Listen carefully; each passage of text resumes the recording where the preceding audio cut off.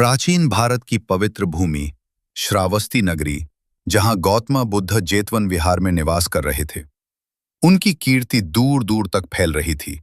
लोग उनके उपदेश सुनकर सत्य और शांति की ओर अग्रसर हो रहे थे। लेकिन जहां प्रकाश होता है, वहां कुछ लोग अंधकार से भी घिरे रहते हैं।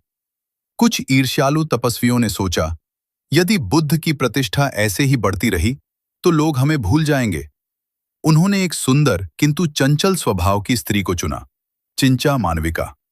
उन्होंने उसे सिखाया, तुम बुद्ध पर झूठा आरोप लगाओ। चिंचा प्रतिदिन संध्या समय जेतवन की ओर जाती।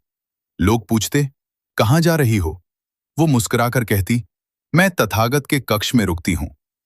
धीरे धीरे उसने अपने पेट पर लकड़ी का गोल टुकड़ा बांध लिया ताकि वो गर्भवती प्रतीत हो। एक दिन जब बुद्ध विशाल सभा को धर्मोपदेश दे रहे थे, चिंचा क्रोध का अभिनय करती हुई आगे आई। वो ऊंची आवाज में बोली, हे गौतम, आप लोगों को शील और सदाचार सिखाते हैं और मुझे गर्भवती बनाकर त्याग दिया। मेरे होने वाले बच्चे की जिम्मेदारी कौन लेगा? सभा में खलबली मच गई। लोग एक दूसरे को देखने लगे। लेकिन देखिए, गौतम बुद्ध अडिग पर्वत की भांति शांत बैठे रहे। उन्होंने कोमल स्वर में कहा, बहन, जो तुम कह रही हो उसका सत्य या असत्य होना तुम और मैं दोनों जानते हैं।